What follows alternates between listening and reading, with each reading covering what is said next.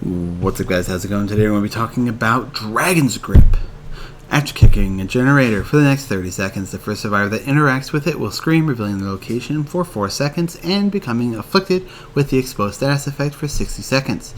Dragon's Grip has a cooldown of 80 seconds. This is Perk from the Blight. Is this perk good? No, it's not. You have to run certain builds to make this halfway decent. Honestly, in this current rendition of the game, kicking the generator doesn't incentivize much. You waste more time kicking the gen unless you get this big payout for it.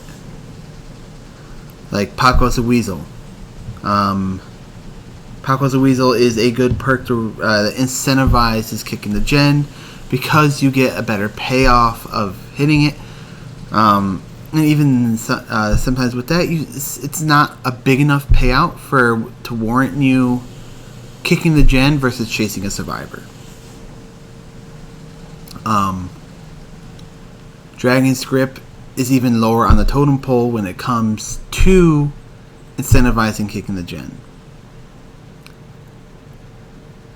The first time someone touches the generator after it's been kicked, yeah, you might get it down because they might jump on it immediately after you walk away, which allows you to come back and look for them. But once survivors find out you have Dragon's Grip, they're going to wait until you're a good amount away, touch it, trigger it, and then walk away from it and then hide. The fact that it's Dragon's, and that's just how you play against it. That's how you play around it. Because after it triggers, after Dragon's Grip is triggered, Dragon's Grip goes on cooldown for 80 seconds. That's 20 seconds longer than the duration of the exposed effect. 80 seconds isn't that long. Isn't that long when you're fighting against inefficient, poor survivors. Because either you're going to win anyway, because they're not very good at the game, and the match isn't going to last very long, so you don't get that many uses out of it.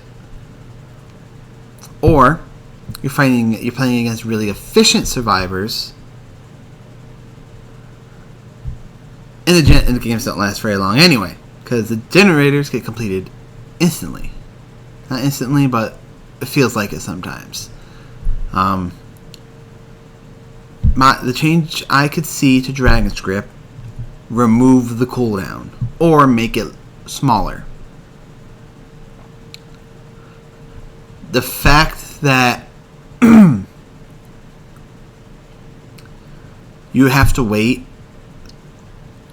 so long to place it down again, and the fact that you don't really get that kind of time to do that, you might be able to use the perk 2, 3, maybe 4 times in a match and still possibly not get anything from it other than the first time you use it.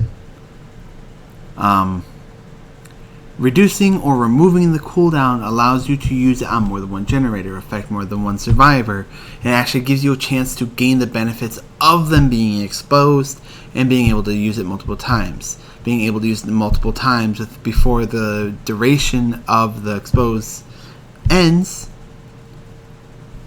gives you the ability to actually capitalize on them being exposed.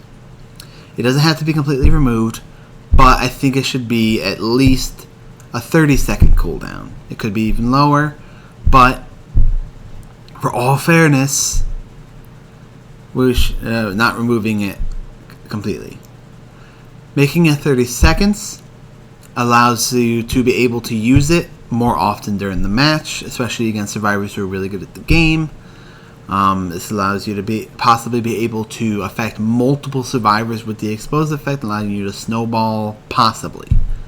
And at 30 seconds, even with no cooldown, it still has counterplay, because the person who is exposed at 60 seconds, say it's 30 seconds, can come up to the generator you kicked and then reapply the exposed effect. Yes, they'll be exposed the entire time until they're downed or until it wears off, but it still makes it so that survivors have counterplay to it.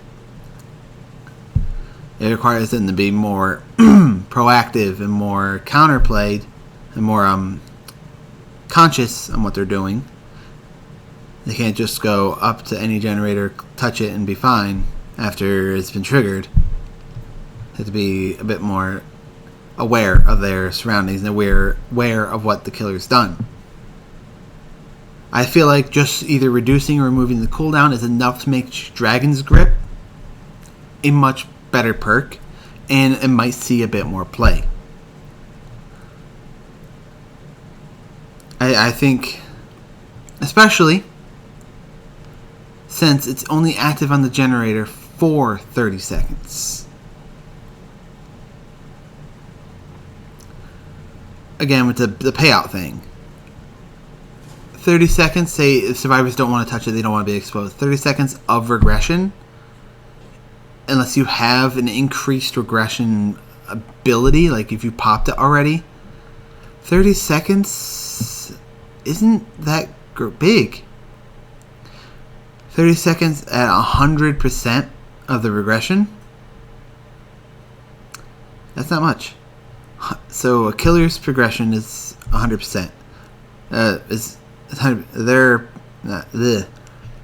Their regression on a generator is 1/4 the progression of a survivor, of a solo survivor. So if a survivor progresses a generator 40%, run a generator for 40 seconds. That's half. That's 60% of the 50% of the generator. You come up as a killer and kick it. So it's going to take 160 seconds for the generator to regress from 50% to 0. That's almost 3 minutes after you've kicked the generator. So 30 seconds of a survivor not being on a generator because they don't want to be exposed regresses it, will allow the generator to regress maybe 5%. But, like I said, I think decreasing the cooldown equal to the duration or removing it completely is perfectly fine with the perk. If you guys have any ideas, let me know. If you agree or disagree, let me know. And I'll see you in the next one.